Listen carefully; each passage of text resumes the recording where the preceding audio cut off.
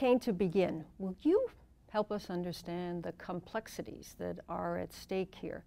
And why is the project taking so long? Well, it's complex and it's also simple. Simple in the fact that it's going to fail.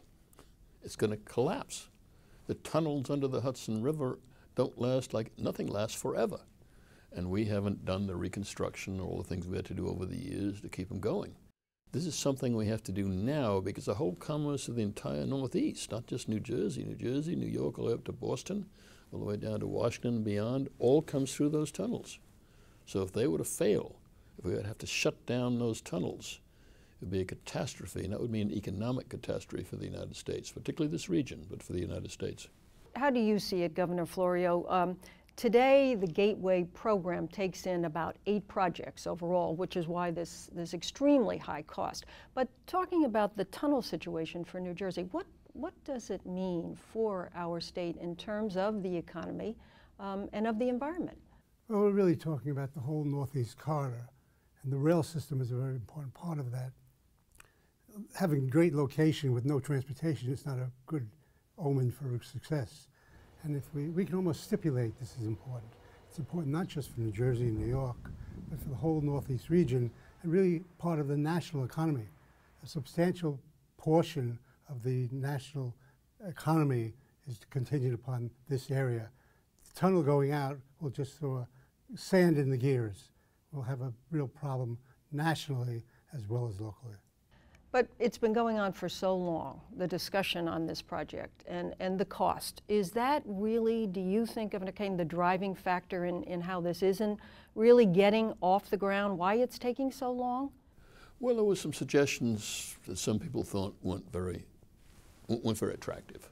I mean, the first suggestion that Governor Christie vetoed, you can talk whether it was right or wrong, but there were problems the ARC with it. Tunnel project. Yeah, that ARC Tunnel project came out, I gather, in Macy's basement. Cost wasn't shared properly between New York and New Jersey. I mean, there was a lot of problems with that one, and so we put that on the shelf, or Governor Christie did, and we went on to the next one. But it's been too long. I mean, the next one is here. I don't think anybody argues right now about this project being the right thing to do. I don't think anybody's arguing about how to do it. The question is, how do you get a state-federal partnership between New York, New Jersey, and the federal government activated so that people all over the place, not just in the Northeast corridor, but around the country, understand this is important for them, that a collapse of the economy in this area due to the failure of transportation is going to hurt them.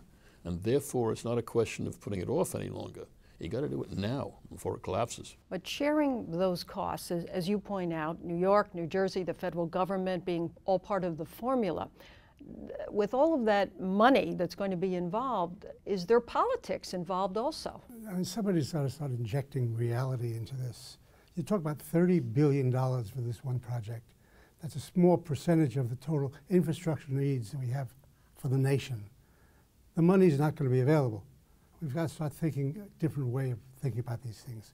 There's private sector money that's available for public sector projects, the whole concept of public-private partnerships.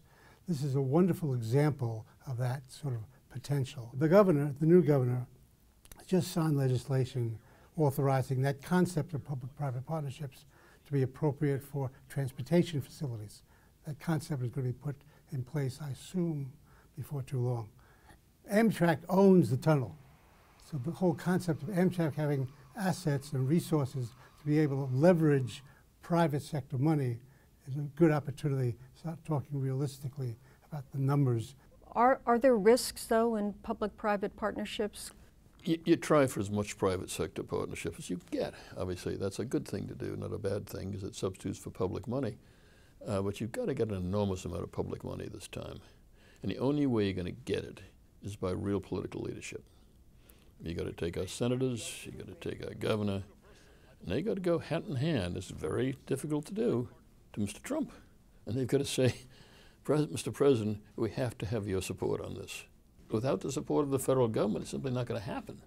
And I recognize that they don't like President Trump, they disagree with President Trump and all of that. But that has to go by the board now, and you have to go down and say, this is something we should all be able to agree on, and they've got to go down and talk to him. Well, this is certainly an issue that's important to all of us in this state, in this region.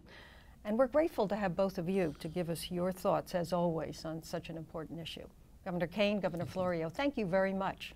Thank you.